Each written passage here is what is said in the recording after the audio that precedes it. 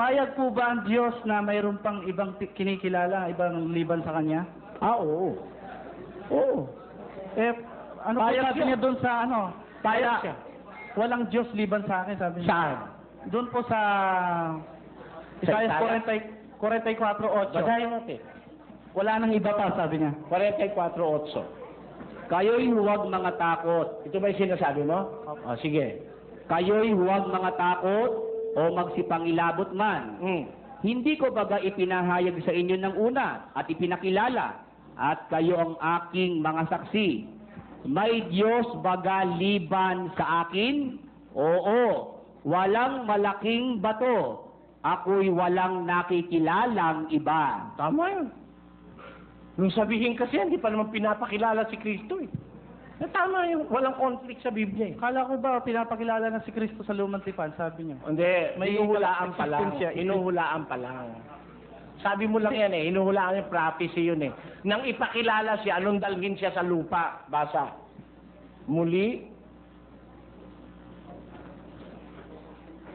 At muli, nang dinadalan niya ang panganay sa sangkalupaan, ay sinasabi at sambahin siya ng lahat ng mga anghel ng Diyos. Noon siya pinakilala, nung dinala na siya sa sangkalupaan. At pagkadala, pinasasamba siya sa mga anghel. Meron ba naman taong papasamba sa anghel? Baligtad, ano?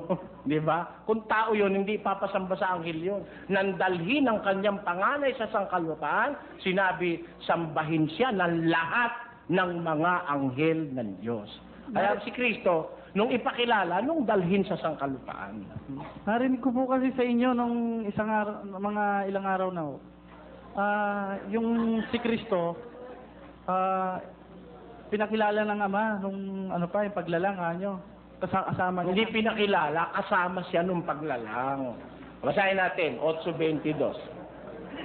Inari ako ng Panginoon sa pasimula ng kanyang lakad. Bago pinasimulan ang kanyang mga gawa ng una.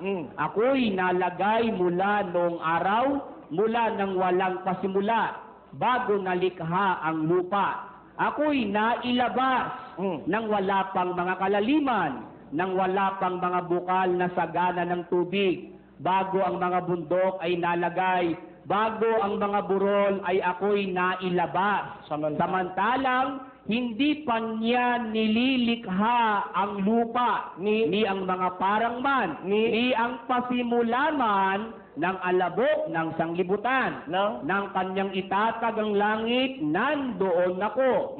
Nang siya'y maglagay ng balantok sa balat ng kalaliman, ng kanyang pagtibayin ang langit sa itaas, nang maging matibay ang mga bukal ng kalaliman, nang bigyan niya ang dagat ng kanyang hangganan, upang wag salangsangin ng tubig ang kanyang utos, nang kanyang iayos ang mga patibayan ng lupa.